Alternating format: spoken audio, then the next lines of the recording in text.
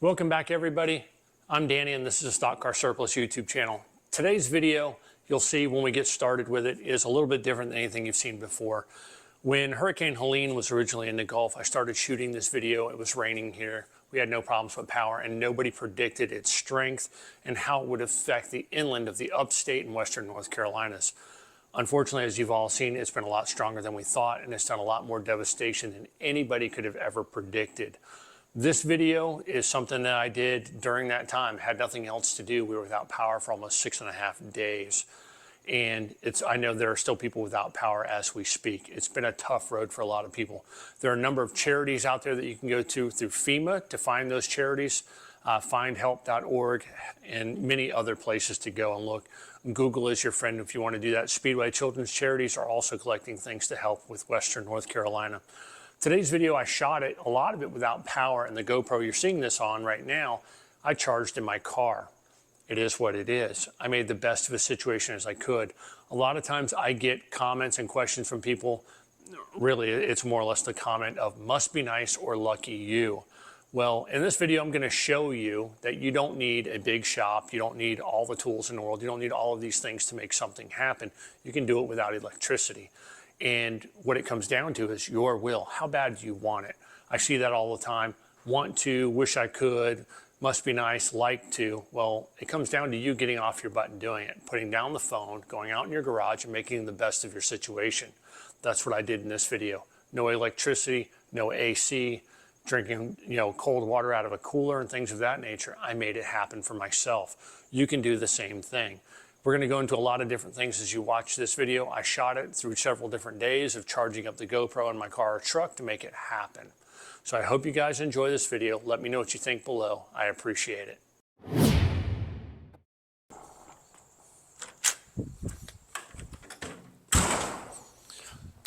Welcome back, guys. In today's video, we're going to talk about the car of tomorrow, which became the car of today and is now the car of yesterday.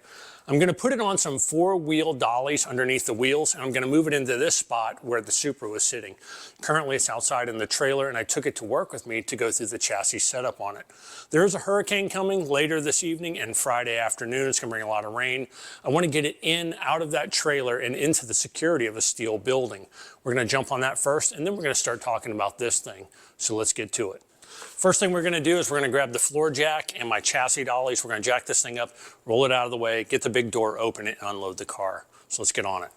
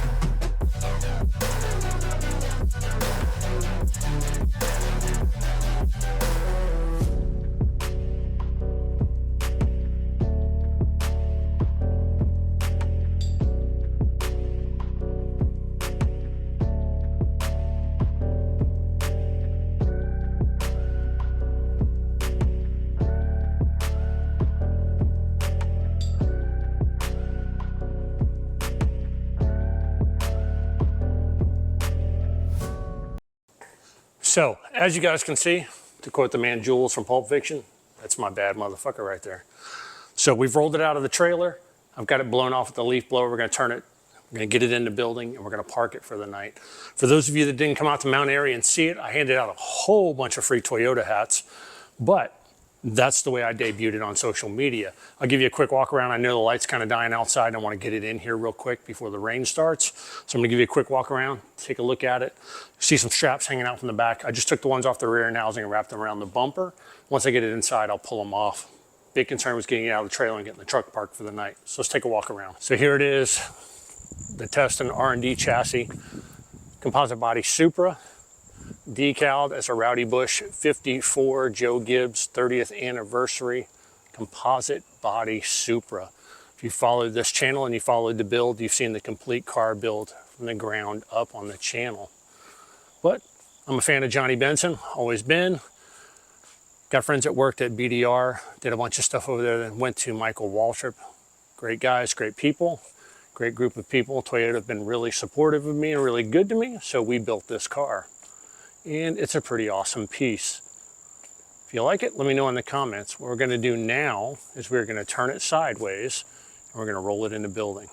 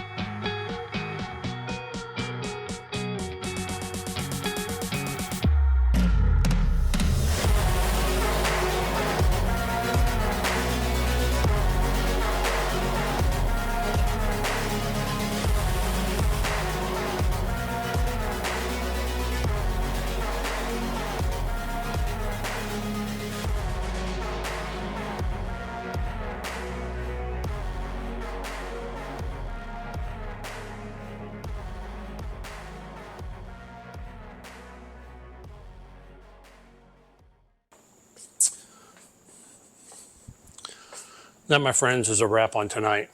Covered up, out of the trailer, waiting for the storm. Tomorrow we're going to jump on the COT, do a few things with that, and we'll talk about it. But for now, I'm going to go inside, eat some salmon, watch Yellowstone, and chill with my wife. I'll see you tomorrow.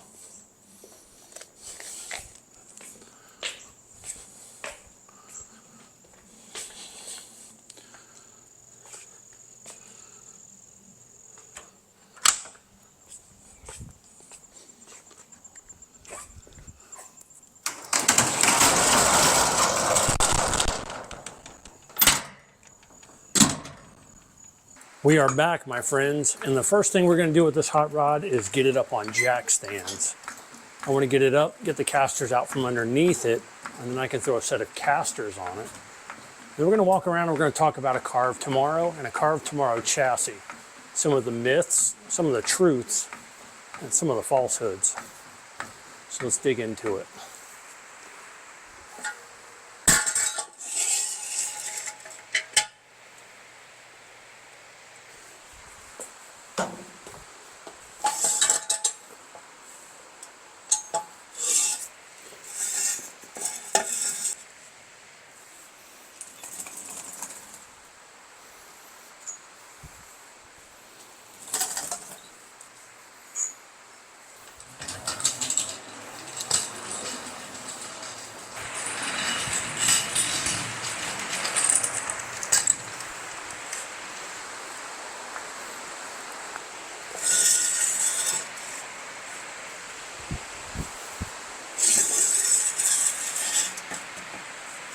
There we go.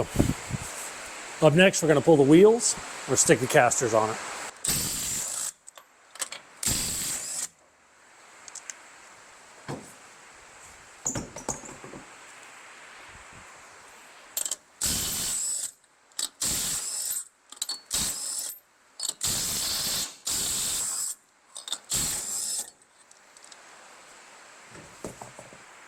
So it's hot out, and I'm feeling like a third grader that's had his collar stretched out in a fight on the playground. I'm hot, it's muggy, I'm a bit tired. And tonight what I'm gonna do is I'm gonna throw this thing up on casters, and that's gonna be in this portion of the video. We're gonna pick up again tomorrow. What I went ahead and did was I built a spacer. I had one of these for a long time and I loaned it to somebody and I can't find it. This is for my jack. So this replaces my jack pad. Drops in right there. I made it on a lathe. It's got a divot on the top to lock into the jack post. What this does is it gives me 3 full inches of extra height to raise that jack and get it up on casters. The way my jack is now, I can't really get it up on casters. It gets right to the pump stroke top, and I'm about 1/2 inch to 1 inch short depending on the car. This gives me the extra height needed. Is that being cheap or unsafe? That depends on your outlook. I've used these for years. I've made several of them.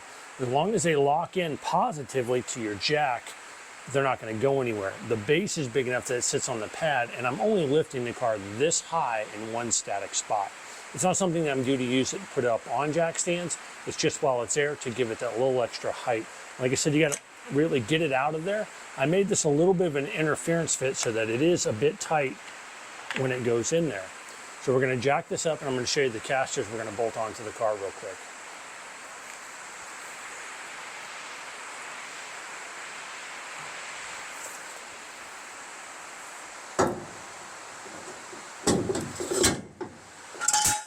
Rear caster slides right in without any issue. Now we're going to bolt the front one on. Now many teams went to this bolt-on front lead retainer plate when NASCAR passed the rule. This keeps a car upon impact, the lead from coming out of the end of the actual frame rail. That's why you see these. This is a bolt-on with 3/8 bolts all the way around. I've got 4 of them here. What we're going to do is we're going to take our caster and we're going to bolt it onto the front right there, and then we're going to go do the other side.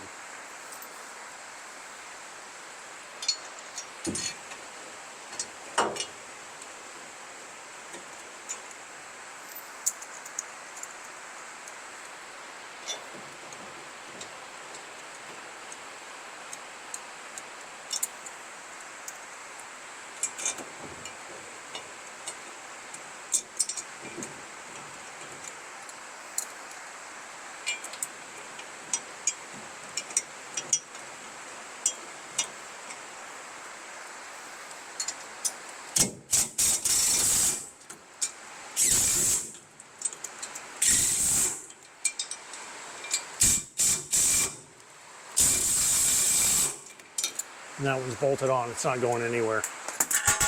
Pull our jack stand out, we'll set this on the ground and we'll move to the other side.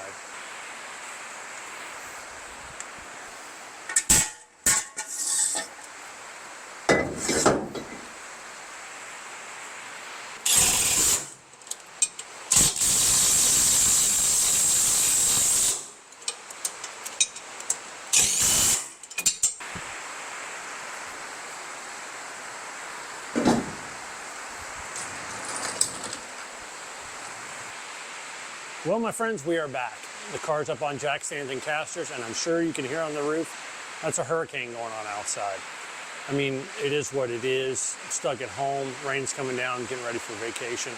But I'm gonna tell you about this big old stinky cheese of a Car of Tomorrow chassis.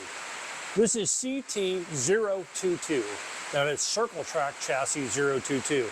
It's a Toyota racing chassis. It's stamped TRD on it. If you come across any chassis that's made by TRD, has a Toyota Motorsports tag on it, or one that says Triad Racing Technologies, they're all made by Toyota in the Marty Gaunt facility. The Car of Tomorrow chassis was a standardized chassis all across the board. If you look online, you can find some videos that show it in the NASCAR Tech Institute being checked with a roamer on. Every one of these cars is symmetrical. The chassis are square. There's no specific road course. There's no super speedway. You know, like the old days of the Gen 4 car, where you had a twisted up intermediate car, you had a specific road course car, things of that nature. This car was designed to get away from all of that. It was designed to shrink a team's inventory so they could use one car and multitask with it.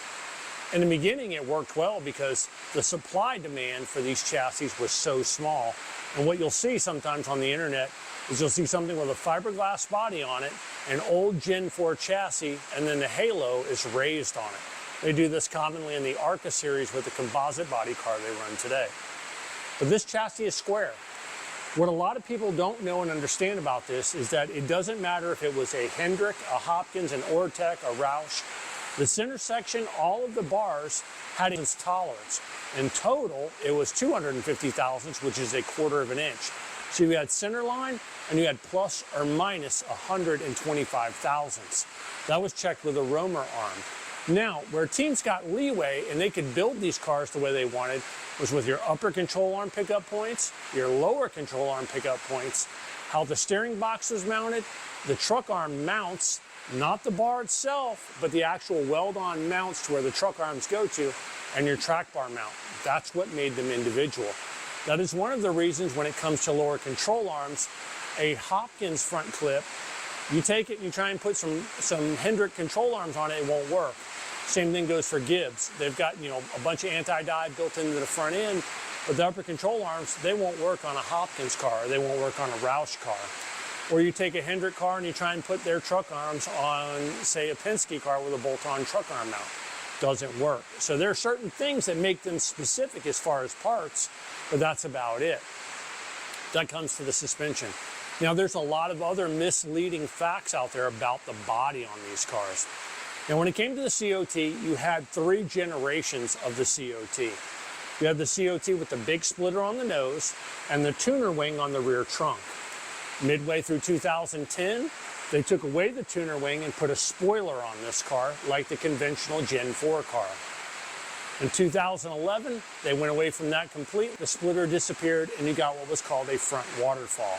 That was 2011 and 12. Now, another thing a lot of people are confused about, and I get this a lot from people that message me, in 2010, that was a blend year for the NASCAR Nationwide Series, the old Busch Grand National Division, which were 105-inch. They used the COT chassis. Why people can't get that through their head, I've tried explaining it, people just don't want to pick up on it. That chassis was used in the Chevrolet Impala, the Toyota Camry, the Ford Mustang, and the Dodge Challenger. It was the same chassis as the COT car running on Sunday. They just changed the body. The greenhouse was the same, the deck lid was the same. Something to think about with this car as well. Everybody believes that you just change the stickers and you've got a different car. When it came to the COT, the identifying factors to the car were the hood, the upper portion of the nose, and the quarter window shape. Now, the Toyota was distinct in every way. The rear window on the Toyota had rounded corners while everybody else used a straight window. The Dodge Charger, pretty easy to distinguish with its cornered off, hexagonal or rectangular shaped quarter windows. The Toyota is pointed. The Toyota also has the raised bulges on the hood on both sides for the Camry. The nose is pretty distinct as well. The Ford did change their nose in 2010, so there's 2 different Ford noses for the Ford Fusion COT, the upper portion, and then you go to the Dodge. The Dodge had 3. You have the Dodge Avenger that they started with in 07. In 08, they still ran the Dodge Avenger nose, but they called it a Dodge Charger. So if the inside of the bumper said Charger, if you look at the sticker, it was still the same Avenger nose. There were also 2 later, what they called catfish noses, where the Charger was stood up a little bit more. This car is really neat. My plans for this car are not a 100% total restoration. I'm going to try and build this car as budget friendly and as cheap as I can to show you guys how to do it. Now, on the other side, you see the Supra sitting over there. I went all out and I built everything I could with that car as new as I could, and I've got over $50,000 in building that particular car, drivetrain included. I have a used Truck Series engine for this car. We're going to use that. We're going to use a G-force transmission. I've got a good 9-inch rear. I've got I want to say it's a 1-degree old super speedway housing where it's 0 on one side and 1 degree on the other. I think that's going to work really well. And we're going to clean it up. It's on casters. I like casters because it can't fall down. The very next thing we're going to do is we're going to open the hood and we're going to get a nitro teardown cart that I have in the back. I haven't used one of these before, but we're going to disassemble this car completely. Put everything on that cart, and we're going to put it back together with used parts that are budget friendly, safe, and easy on the wallet at the same time. We are going to clean up some spots of surface rust on the chassis where it's been sitting. Now this particular car is CT022. It was on the internet. I didn't jump on it the moment I saw it. I have a full house, I've got 13 cars. I really wasn't looking for something else. I contacted the guy and he told me that he had had several tire kickers message him and say that they were on the way. So I messaged him. He was in Matthews, wasn't far away, and I told him, look, man, I've got money in my pocket. I'm interested in the car. If I come and look at it in person and it's as nice as you say it is, I'll buy it on the spot if you promise to meet me today. So I drove out there and met his nephew, and the car was in the back of a corner of a shop. When I looked at it and I looked at the pictures online, and here's a picture of it here, you can see he wanted $2,500 for it. But it was covered in overspray and Bondo dust on the inside and the outside. It took me, I would say, 3 times pressure washing it, vacuuming it, removing the windows, letting it dry, keeping it on my trailer, driving around the Cherokee, Gaffney County area, letting all the Bondo dust blow out, pressure wash again, vacuum and do it again. My good buddy Joe Nemechek painted it. We did some horse trading. I had something he wanted. I needed his car painted. So the very first thing I did was clean it. I took it to him to paint it. The inside's been washed. There is like I said, there's some spot rust here and there on this car. We're gonna buff that down with Scotch-Brite. We're not gonna blast this car. We're gonna buff it down, we're gonna clean it up, we're gonna paint it with some Sim chassis paint, and we're gonna put it back together with good quality used parts. I hope you guys enjoy this build. When the rain quits, probably tomorrow, I'll grab the camera and we'll do a walk around and we'll look at this car in depth. Welcome back, everybody. We're at like day 4 of no electricity after Hurricane Helene. And we got off lucky. Other than leaves, we had no damage. We're not displaced other than no electricity.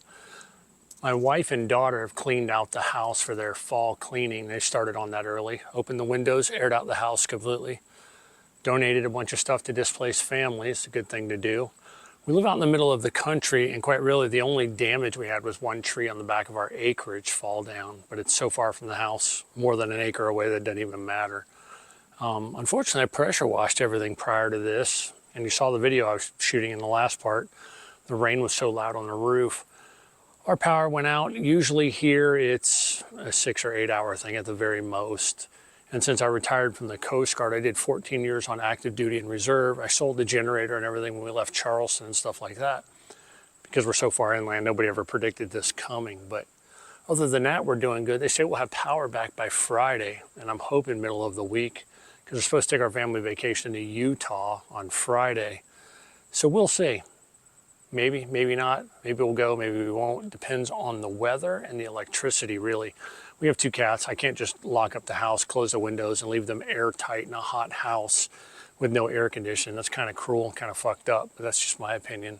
Automatic feeder won't work without electricity either. So what I'm gonna do now is I'm gonna roll the Supra out here on the concrete slab. I'm gonna get the black car, park it here in the doorway where I can see, and a nitro chassis cart, and I'm gonna disassemble all the front suspension. You know, I've talked about this online about people, how bad they always say, I want it, or I want to, or I'd like to. And it all comes down to doing it. You know, here we are in the middle of a hurricane. Family's safe, I'm safe, we have food, we have somewhere to eat, we have running water, we can take a shower. Everything's great other than electricity, which is no big deal. I mean, it is what it is. It's coming back on. So I'm gonna roll it over here and I'm gonna work on that car. Most people right now would probably sit on their front porch watching the birds fly by and doing nothing and wasting time. But the reality is I have nowhere to go. I have nothing to do. This whole week was just preparation really for our trip to Utah. And that's all done. We have nothing else that we can do without electricity. So I'm gonna roll that black COT here. I'm gonna roll this car out and I'm gonna start working on it. And I'll probably do some time lapse of it. There really isn't much to say. Once I get the car disassembled to a chassis on casters with crush panels in it, then we're going to talk about it. We're going to clean it up, and we're going to use some Sim chassis paint in a can. We're going to touch up the chassis and clean it up. This isn't a full 100% full-blown restoration. This is a track day build. This is going to be my hammer car. I'm going to beat on this thing like a rented mule, unlike the Supra where I'm worried about scratching it, tearing it up, and things like that. I want to preserve this as long as I can and use it when I can and show it to people as much as I can. If you added up all the parts and pieces prior to getting to labor, I have close to probably $55,000 to $60,000 in this car. So I don't just want to beat on it every day when I go to the track. I want to take something I'm not afraid to run hard and put away wet. And this obviously is not the car to do that with. So I'm going to roll it out. We're going to get to work on the other one. I've got a fresh phase 14 to go in it. I've got a fresh transmission at Bob Parks looked at it. I've got 8 or 10 gears, everything from a 350 all the way up to a 444. I'm going to put that in it, road course housing, set of good spindles, 8 degree, maybe 10s. I've got a good set of matched 10s.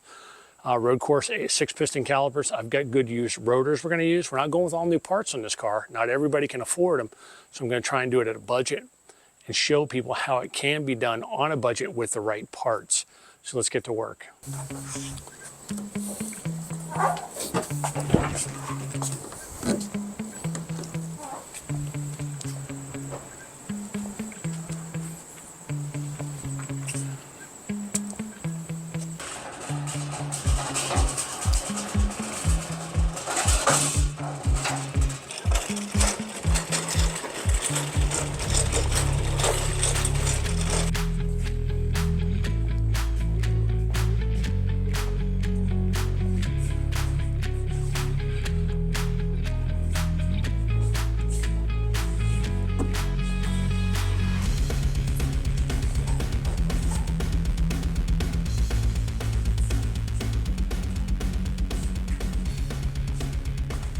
Let's go outside and get some work done.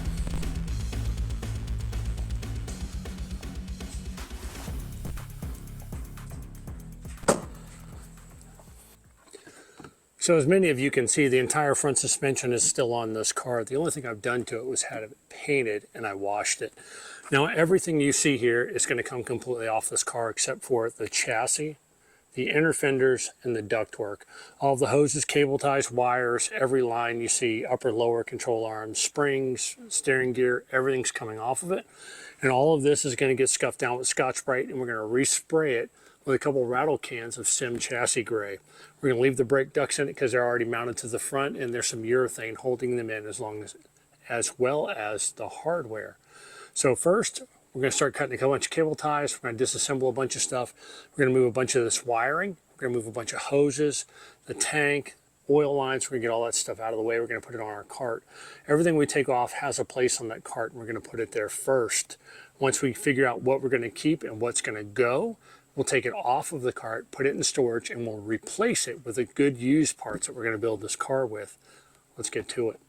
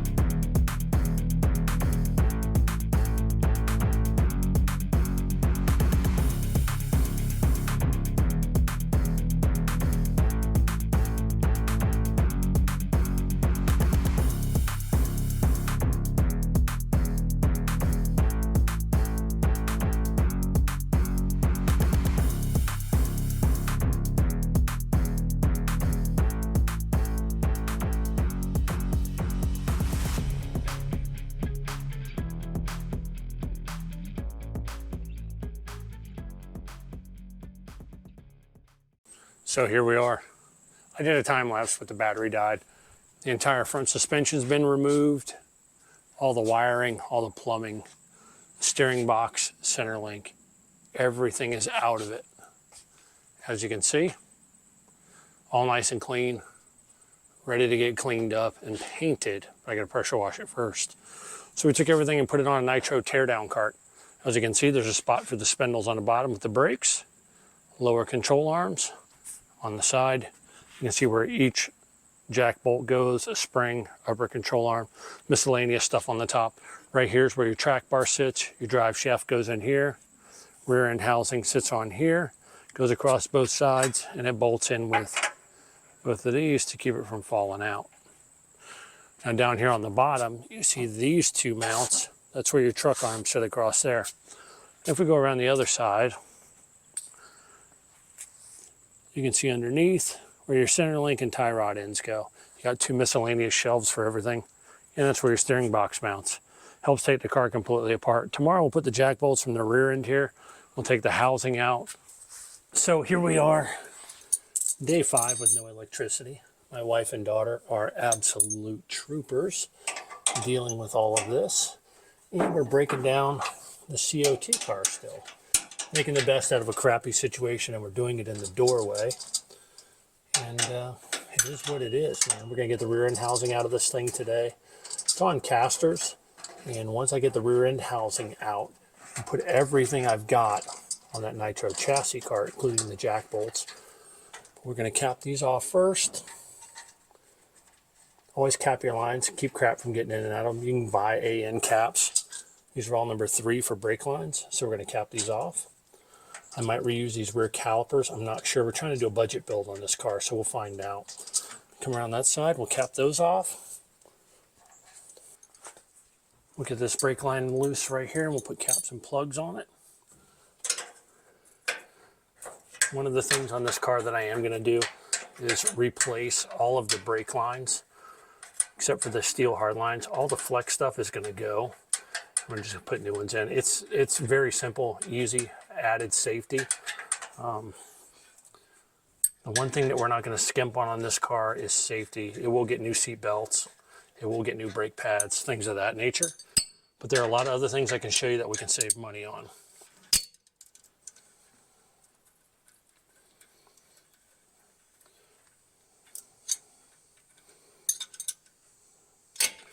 All right, brakes are disconnected. Up next, we're going to tighten up the jack, take some slack out, and then we're going to get these takedown chains off of it for pit stops. We're going to pop those loose, and we'll get the housing out of it.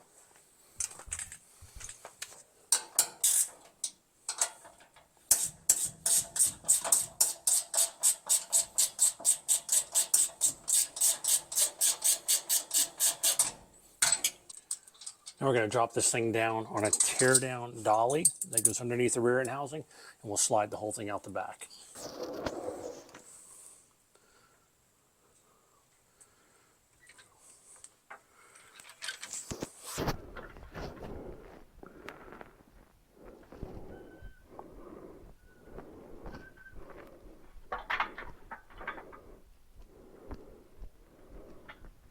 And there we go. Now we'll slide it out.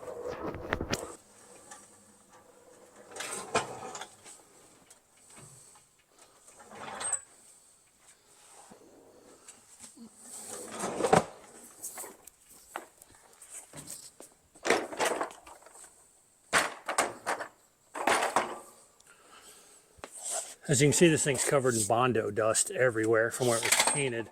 But if you also look, one truck arm is higher than the other. This puts skew in the rear end housing, and the reason this is done is to help the car turn on the entry. The way it's done on this rear end housing is there are different shims right here with different angles on them to allow the truck arms to be at different points. Gives the truck arm, when the rear end housing actually articulates, it gives it different degrees of angle on each side going in the corner entry. Let's take this thing apart.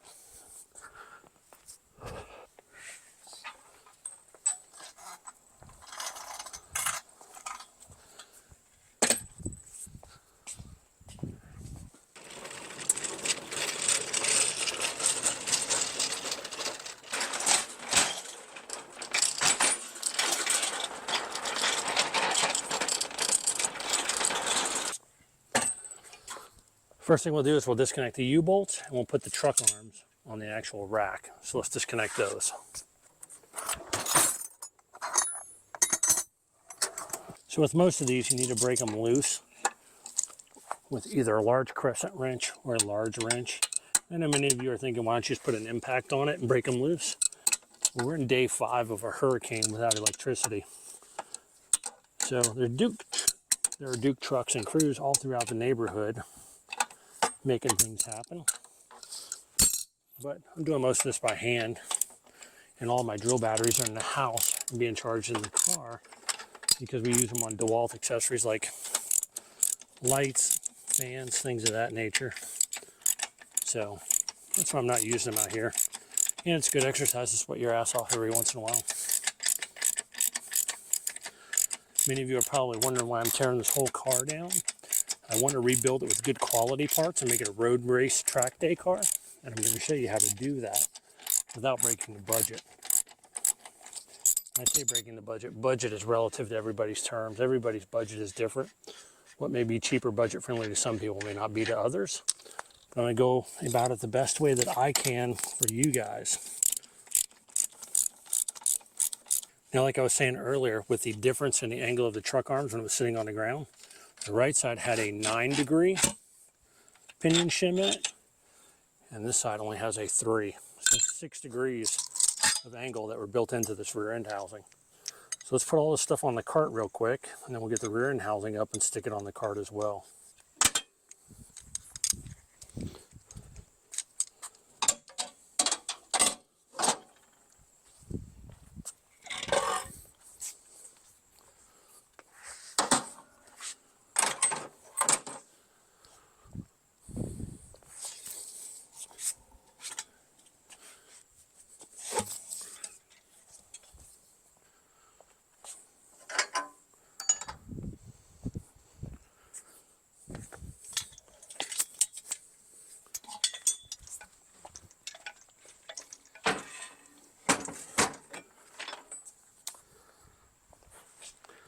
Up next, we're going to clean up this mess, and then we're going to pull the jack bolts out of the other car, and then we're going to start cleaning it up. Then we might work on the inside. Right now, I just want to clean up underneath the car and in the engine bay. Damn, it's day 5 of the hurricane with no electricity, and the Amazon man is here. Last but not least for today, we are going to get this rear end cooler out. And it needs to be cleaned. And we're going to move it over to this spot right here and block off the one on the left. We're making it a road course car, so we want to move everything as far right as we can. So we're going to remove this. Give me the last thing for today. We've got other things going on. And like I tell people all the time, and I've posted about it before, and I catch a lot of shit from people that say, oh, well, you just work on your race cars all day long and you have no other responsibilities. But that's not true. I've got a lot of other things that I do. I have to do. I've got kids. One's in the Air Force in Utah, and I've got an 18-year-old, and I've got a wife, and I've got a life. I love working on race cars and building my own. I love my day job.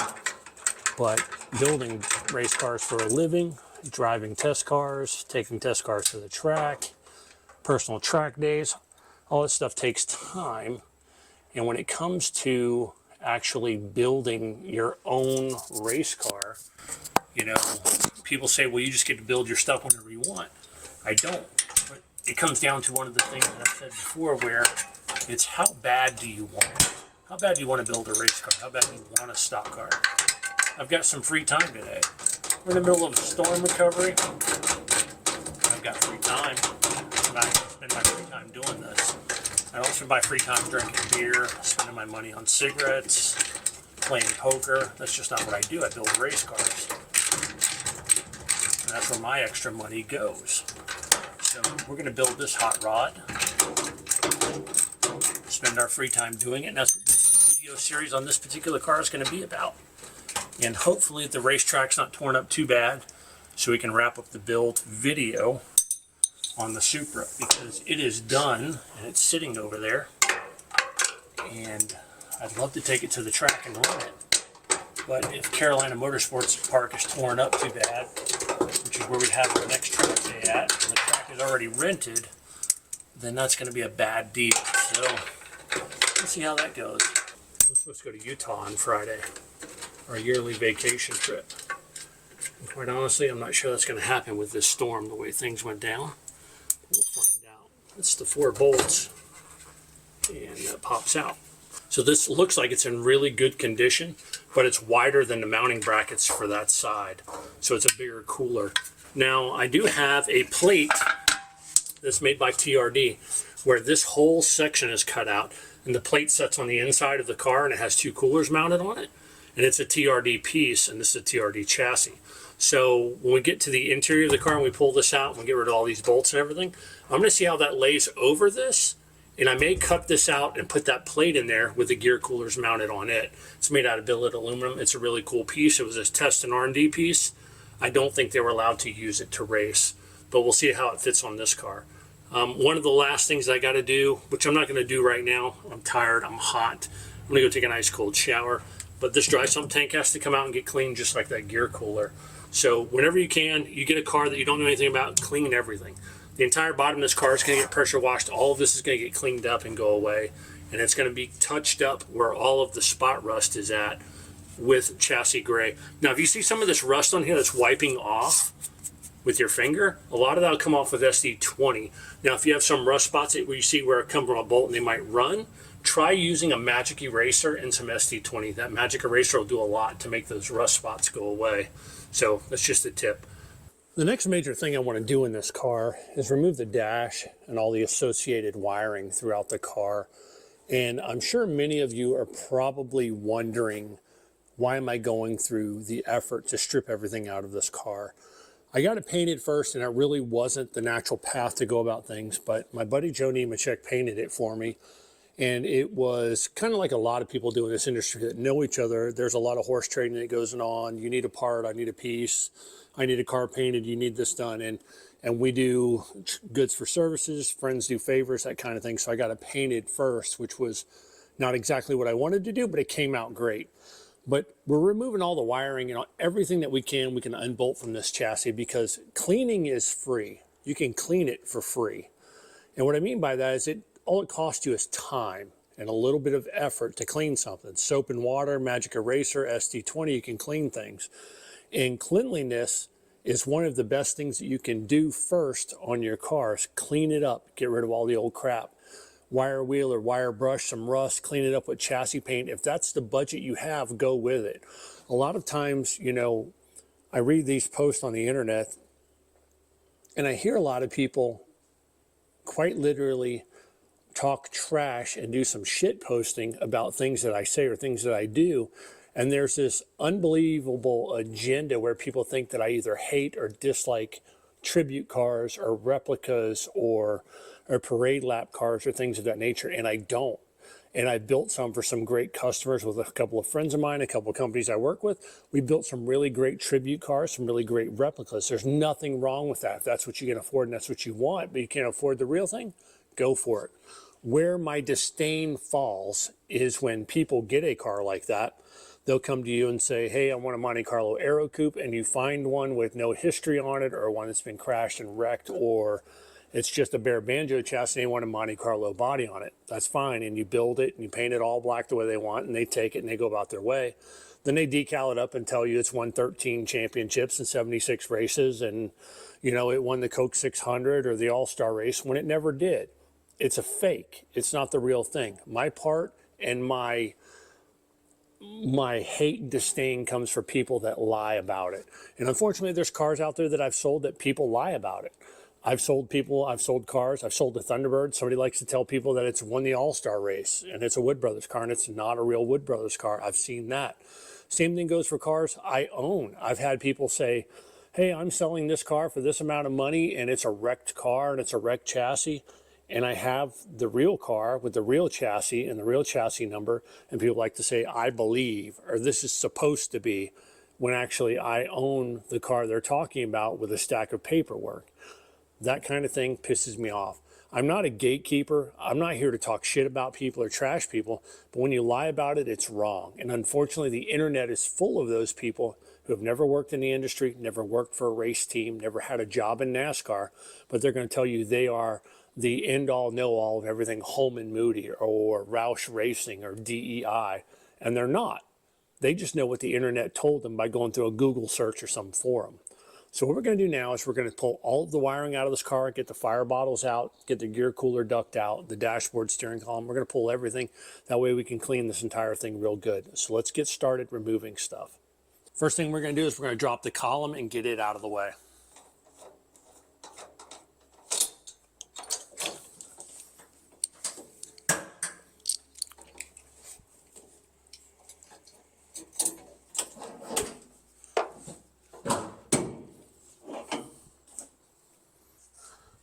Up next is the dash and the associated wiring. This is definitely a little more involved, and I may skip ahead to get this done and move along with it. And it's going to require unbolting a bunch of stuff. It's similar to what I did with the Supra as far as unbolting everything and removing the wiring and the harness. Now the dash and the gauges are going to stay together, and the main harness is going to stay together. I have a tote that I'm going to put all this in, and when I go to rebuild it, we're going to go with electrical gauges. This one actually had 2 mechanical tip gauges in it. We're going to do away with those. We are going to reuse the original switch plate, original tack, I believe. Now I've got a TRD tack that I might put in here, but we'll test this one first. This was for a kill switch. We're going to remove this because we're not using a button style kill switch on this car. And we'll remove the rest of the wiring harness and we'll get this all out of the way. That includes the batteries over here on the side. So we'll be back in a few minutes and we'll get this out and you'll see what it looks like.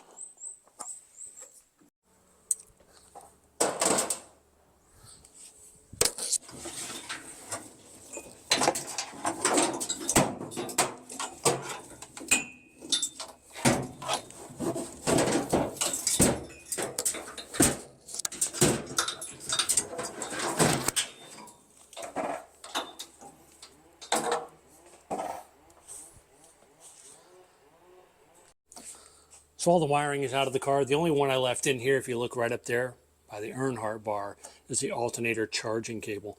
All of this is going to get cleaned. If you look and see, there's Bondo, dust, body shop dust, dirt everywhere. Where the floor pan came out, it's pretty nasty as well. All that's going to get cleaned up. Up next, what we're going to do is focus our attention on removing the fire bottles and that gear cooler over there. And we're also going to remove that blower fan right here in the back. Now this right here is a tire blower. Back in the day before NASCAR changed the rule, this blower would suck cooler air from the inside area of the car all over the place. And it would blow it down a hose and into this area right here, which is the actual crush panel for the right rear tire. That would blow air through here in that blower and it blow it into that inner crush panel in front of the tire. Now that's not a bead blower. That is a tire blower, and it would cool the right rear surface of the tire that gripped the asphalt. So if you look inside the inner fender, that's where it came out and blew on the tire. So we're going to pull that thing out. We don't use these, and we're not going to use these, so it's going to come out now. And it's pretty simple. We'll just break these hose clamps loose right here. We're never going to use these.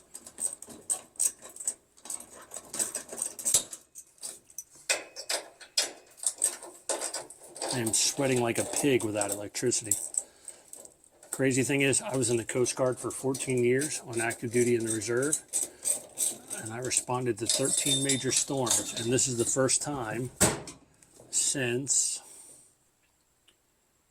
Hurricane Andrew I wasn't in the military and been part of a hurricane. Kind of crazy to think all the way back to the 90s when I was a kid in high school. That is bonkers.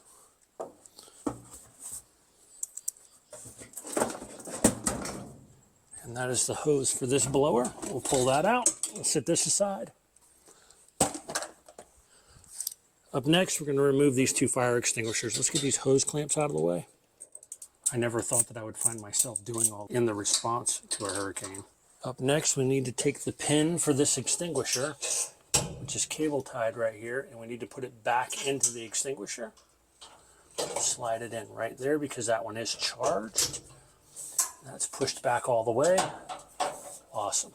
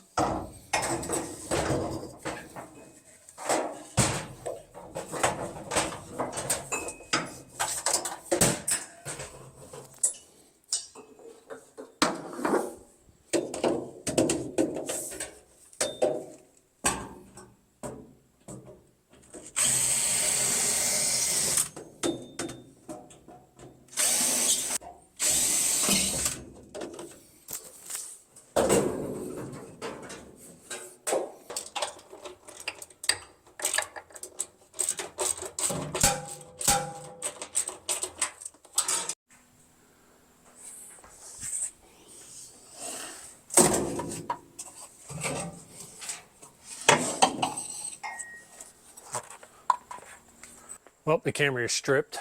Up next is the cleaning part. And this is something I don't understand about people. People always seem to have enough time and money and effort to do something 3 or 4 times rather than do it right the first time. They like to use the excuse, I didn't have enough time to do it right the first time, but suddenly they have time, money, and effort to do it 3 more times when they do something half-ass up front. And I hate doing that, and I hate seeing people do that. But cleaning is free. It takes nothing but your time and effort. I mean, what does it cost for some SD20, some soap and water, magic eraser? Less than 20 bucks. And taking stuff apart and putting stuff back together, that's labor, that's your labor, your time and effort. And I don't understand why people don't put time and effort into their race car. It's something that's always been a pet peeve of mine. And it's something I hate about actually living out here in the country.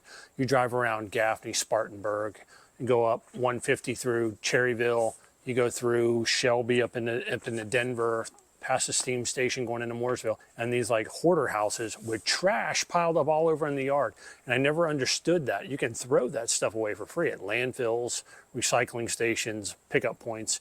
And I don't understand why people don't do that. And people act that way with their race car.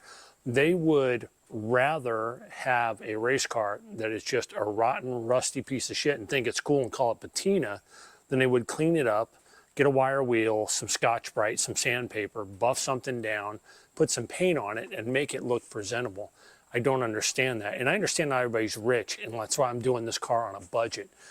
It took me time today to take this car apart and put everything on a cart and get it ready to clean and make it presentable to start putting back together. And it's just very strange how people will do that. And then people will hate on other people for having a clean car or putting effort into cleaning their car, and I don't understand that. Now, this is a TRD chassis. It's an old Kirk Shelmerdine car. It was originally built for Bill Davis Racing. Now, Kirk ran this car on several occasions, and Tom Hubert ran this car.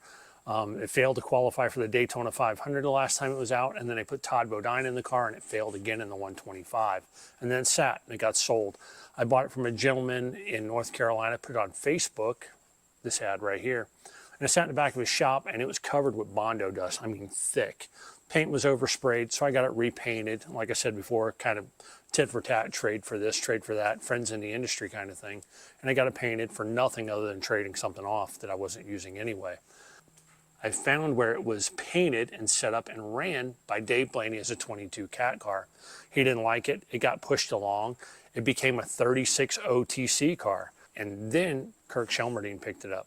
It's an interesting piece, but we're going to keep working on it. Up next, we got to pull the dry sump tank out of it and get the lines out from underneath it. We're going to clean the tank and clean the lines. You always want to do that before you put a fresh motor in. We're on day 5 with no power, so I'm going to go inside, take a shower, a cold shower.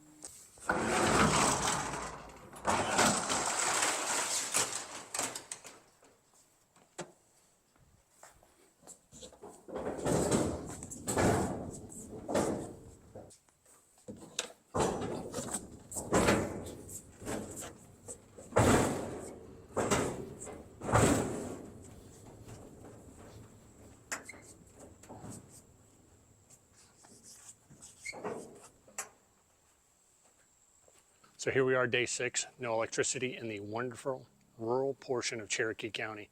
Gaffney's got plenty of power. Went into town, bought some stuff, got a haircut, filled up the truck with gas, everything's good to go. We should have power tonight or tomorrow. Up next, we're gonna wash this thing. Pretty dirty, pretty nasty, pretty simple. We're gonna pressure wash it. I got a pump sprayer with some totally awesome cleaner in it.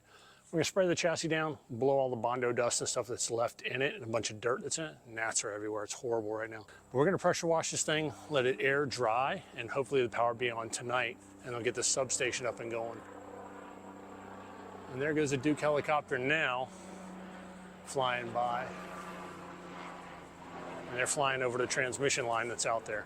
So let's get to spraying this thing down with some totally awesome, and we'll pressure wash it, and we'll get it air dried. Now all we're doing is cleaning this thing really good, and we're gonna pressure wash it. A lot of stuff up here in the front needs to be buffed down and all the surface rust taken off of it and cleaned. And we're gonna clean the inner fenders. And for things like some of these tire rubber marks and stuff on the inner fenders, you've got an older car and you're not doing a full frame off restoration. Something as simple as a very little Mr. Clean magic eraser type deal, they will work wonders on getting that stuff off.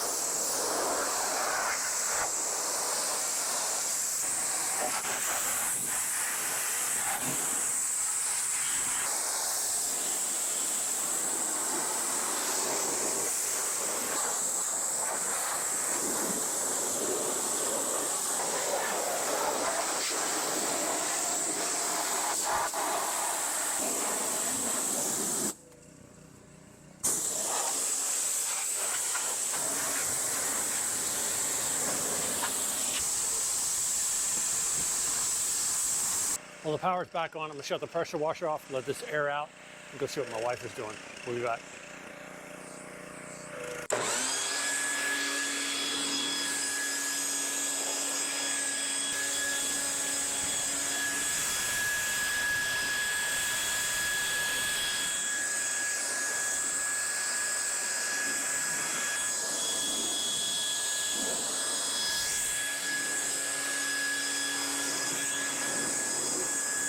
So I'm going to clean up this equipment, and up next we're going to take a look at the Nitro chassis cart that has all the parts and pieces I took off this Camry placed on it. So let me clean this up, and when we come back we'll take a look at that cart.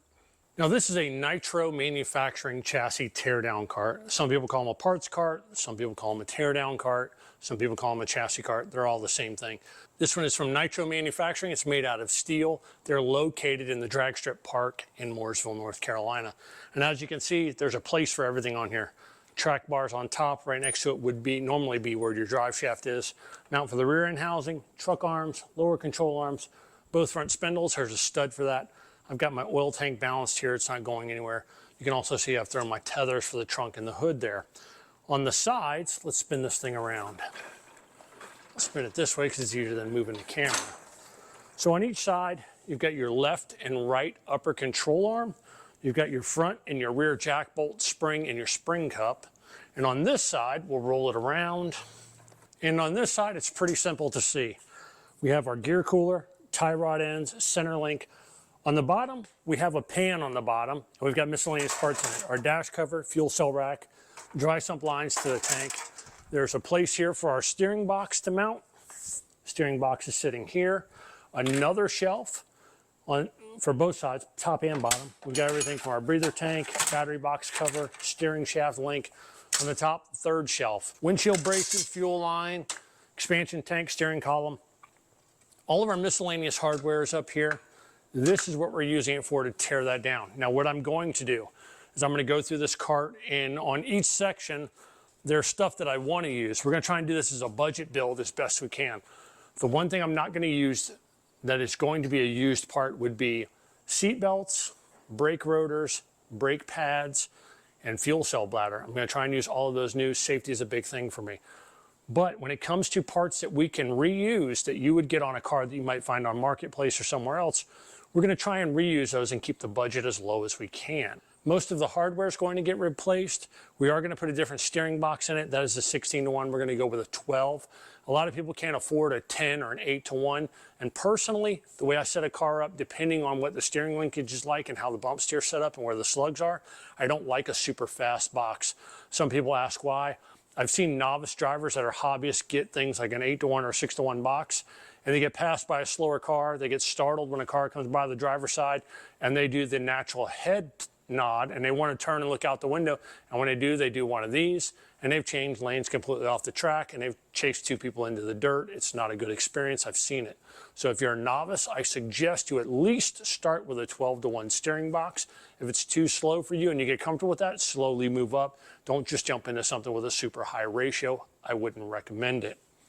Now back to our cart. We're going to go with all new Moog Billet Performance ball joints. On a cart behind me, one of these red carts, I do have a lot of new parts that I've sourced from my parts building to go on this car. New ball joints, new wheels, a rear end housing, a new radiator. New, I say new, it's used, but it is a good TRD radiator. I've got ductwork, I've got brake rotors, I've got brake hats, I've got, let's see, we're gonna put a spoiler on this car. We're not going back to the wing that it ran with. A lot of people dislike the COT specifically for the wing. I'm not a fan of the tuner wing. I do like the traditional spoiler, but I do like the look of the big splitter on the front of the car, so we're gonna go with the big splitter on the front. A lot of this stuff's going to go away. These springs we're not going to use. We're going to clamp the jack bolts and see if we can use them. We are going to reuse things like the inserts. When we go over the chassis, we're going to talk about it because these are straight up inserts and the car actually has a road course front clip on it. It's outside drying. I'm going to go out there and check on it. And in the next part of the video, we're going to wipe this thing down.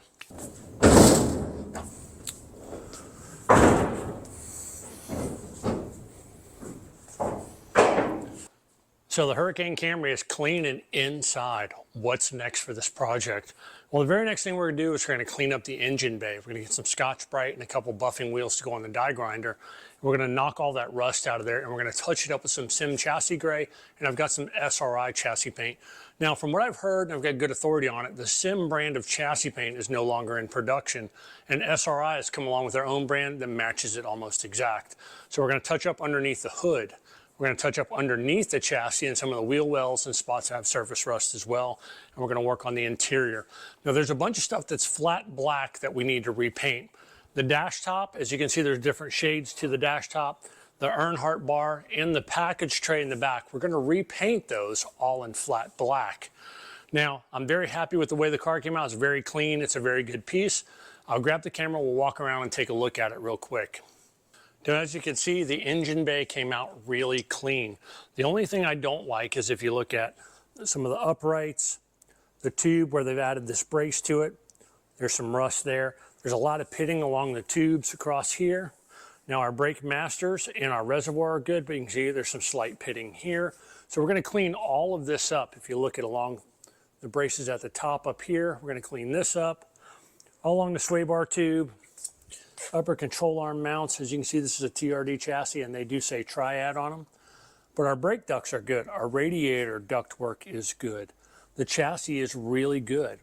Right here, you can see where they have moved the firewall support bearing for the steering shaft a couple times. So what we're going to do is we're going to clean all this up. We're going to trim this out. And I'm going to make a plate to go on here. And we're going to through bolt it here.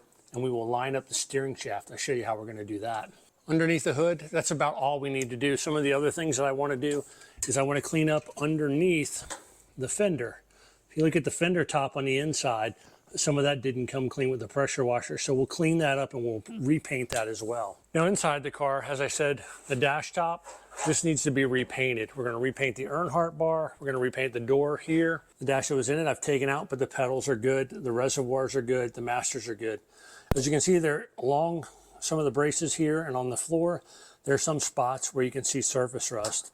Some of this, like you see on the tunnel here, some of that will come up with a magic eraser and we'll clean that up. Now I'm going to build a cover to cover the top of that battery box. We're not going to use this one. I have something special planned. That's our dry sump box. Our tank's going to go back in there, the one that came with the car. We're going to put a new probe and pad wiring harness in there. All of the wiring for this car is sitting on the bench over there. As you can see all around this car, it still has 12 RFID tags on it from NASCAR. The fuel line is in it. And a lot of this glue that you can see right here, a lot of this will come off with a rag and brake cleaner. So we'll clean all of that up as well.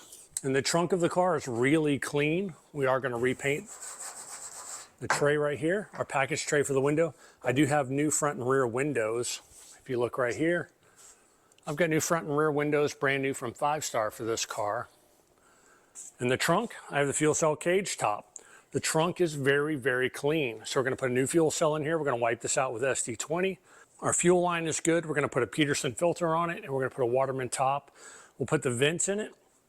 And over here, we'll use the correct fuel filler, but I will put a cap in it so that we can fill it when we open the trunk, but it looks period correct from the outside. Same thing goes for the vent. As we move around and we look underneath the car, You can see where it had a rear wheel blower here, and you can see where some of the inner fender is pitted from rocks hitting it. We're going to clean all of that up. But these inner fender wells, we're going to Scotch-Brite those by hand, and they're going to come out nice. I do have the hard tunnel that goes on the bottom here. I have that piece. We're going to put a new gear cooler in here. I don't plan on running this car for more than 30 to 35 minutes, so I may not put a transmission cooler in it. Over there, I have the cover for the battery box. We'll put that on. We've got a new track bar jack bolt to go in here. We'll repaint our fender struts and clean all of this up. If you look in on this side of the car, you can see the floorboard's really clean on this car. We are going to remount our fire bottles here, and we have a TV plate that goes here, and we're going to mount our battery on it as well. The dash is going to get one MSD box that's going to go here on the top, and we're going to rewire it over here to our disconnect switch, and we're going to make our own dash plate as well. Let's walk over and I'll show you some of the wiring that came out of this car. Now what you guys see here is all of the wiring that came out of the Camry. So this was our Bill Davis dash with a switch plate, tack, and 2 gauges in it. It was missing 3 gauges already. Our dual MSD panel, coil wires, starter solenoid, all of our battery cable. This is the wiring simply for our dry sump tank to heat our probes. This is our ignition circuit wire. This connects our dash to the actual MSD boxes. And this is the rest of the car harness. If you add up the weight of all this stuff from this side of the hard tunnel to that battery cable, all of this stuff came in at 67 pounds combined, which is quite a lot of weight. When the car goes back together, I am going to use one MSD box. I'm not going to use this entire plate. I'll stick this in the parts building and put it away. We're going to use one HVC box with an internal rev limiter. We're going to use one coil. We are going to use this dash. I have a TRD tack I'm going to put in it, and I do have all 5 gauges. We're going to go up pressure transducers. The car didn't have that manifold in it when I got it. We're going to add that to it, and I'm going to wire the car just like I did the Supra. Now, what's next for this car? Well, up next, we're going to paint it, like I said, and then we're going to get back to putting chassis parts on the car. We're going to make it a roller. That's the most important thing. I've got a gear rack. I've got probably 12 or 13 gear sets. We're going to put a 0 camber housing in it. Not a road course housing, but a 0 camber housing. I have some of those, and I want to try one of them. We're going to run the Supra. We're going to a track day in a couple of weeks. We're going to run the Supra. I'm taking it back up there. We're going to put on a chassis dyno. We're going to run it and see what kind of numbers it puts down at the tire. Make sure the O2 sensors read well, carburetor check, and the ignition timing. So that's next for the Supra. But all of this stuff's going to go into a tote for now. I'm going to put some of this stuff in the building, some of that stuff away. The main component that we're going to reuse is going to be the actual dash. I might reuse that starter solenoid. We're going to dive into this wiring harness. I may remove it from the switch panel and put this original TRD wiring harness away and just build my own wiring harness. It's not unheard of and it's not hard to do. These are breaker switches and it's easy to accomplish. So we're going to put all this stuff away. This is the hard tunnel for the car that goes on it as well. Up next, let's answer a few questions from a couple of people. First question comes from DR Miller 3112. He asked, it seems that you do not like tribute cars or clones. Can you give me some in-depth thought and perception on that? So here's the thing. I don't mind clones and I don't mind tribute cars. I've built many. I've done some for customers. There's not a problem with a good tribute car or a clone. If you've got $10,000 to spend on your project car, build the best $10,000 project car you can. My problem, pardon me, let me rephrase that. My problem comes with people. A lot of the times people will take a black car, they'll paint it, they'll put a stripe on it and a big number 3 and put GM whatever on it. And they want to be the impersonator and they want to build the 3 car and they do it and then they try and resell it because it's lost its luster to them. Or they're not getting the likes or the praise that they want on the internet because they don't like the car, they like the attention it gets them.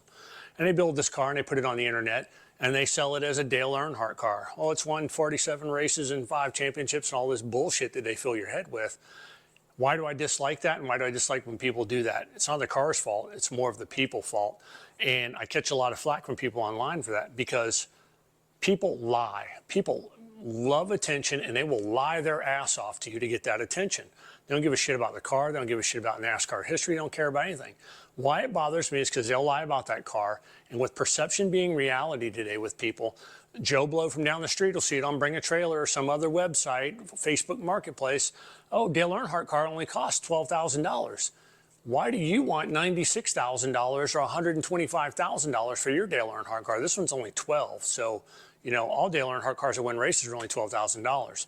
And it devalues the price and the market of cars that are legitimate, documented, have history, have had $50,000, $70,000, $80,000 paint jobs, restorations, chassis completely blasted, metal fabrication fixed, verified by team members, crew members, car owners, drivers.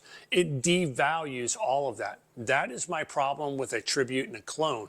It's not so much the car, but how the owner lies about it and presents it to the public to be sold. Pretty simple. Moving on to the next question. Our next question comes from Randy Keller. This comes through Facebook. I know who Randy is. I met him, and his question is about us meeting. So Randy Keller asked, hey, I met you at Mount Airy. Love seeing your Super being built online, and I love seeing it in person. I appreciate the hat. Why do you think there's so much hate for Toyota and some of the stuff that you do?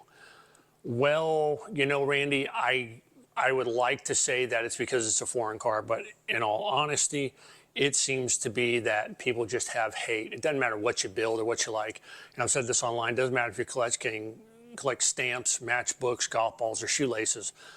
Everybody, there's a hater for every person out there, and ultimately end up finding that group, and they find that they need to voice their opinion on an open forum like Facebook. And unfortunately, social media has given people the platform to do that. It doesn't matter if their opinion's important or not. They like shooting their mouth off and saying that stuff.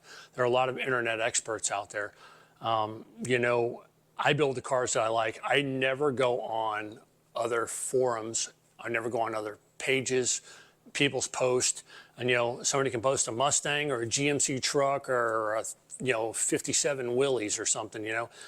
I never go on there and say, Willys suck, fuck you. I don't. You build a Willys, that's what you like, that's cool. But I get it all the time from people that say, you know, fuck you, your Toyotas suck, your garbage. You know, the number of moderated questions I've had to delete, such as when I did the track day video and ran my truck, I had people on there saying, I wish your brakes failed and you hit a tree with that truck and it burned to the ground. I wish your shop burns to the ground on top of your Toyotas. I don't know where that comes from other than haters, but I'm glad we met in person. And as you see, meeting me in person is a different person than what you get on the internet.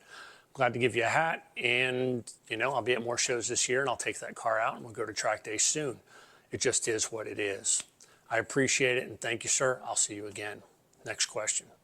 Next question comes from Andrew Tisdale in the United Kingdom. This came from Facebook as well.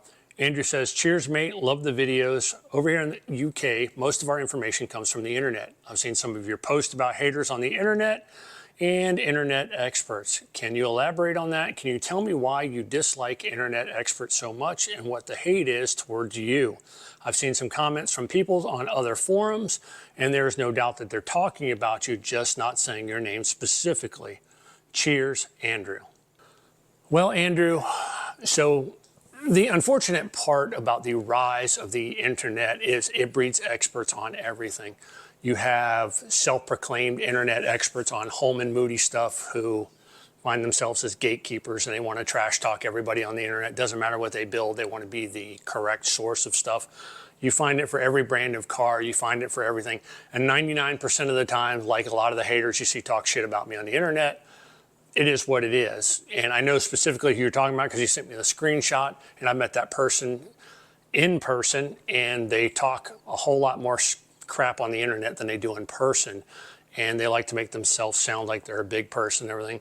I take the high road. My response is not responding. I've met that person in person. I've shook hands with that person, and that person has an ego and a mouth as big as their belt line.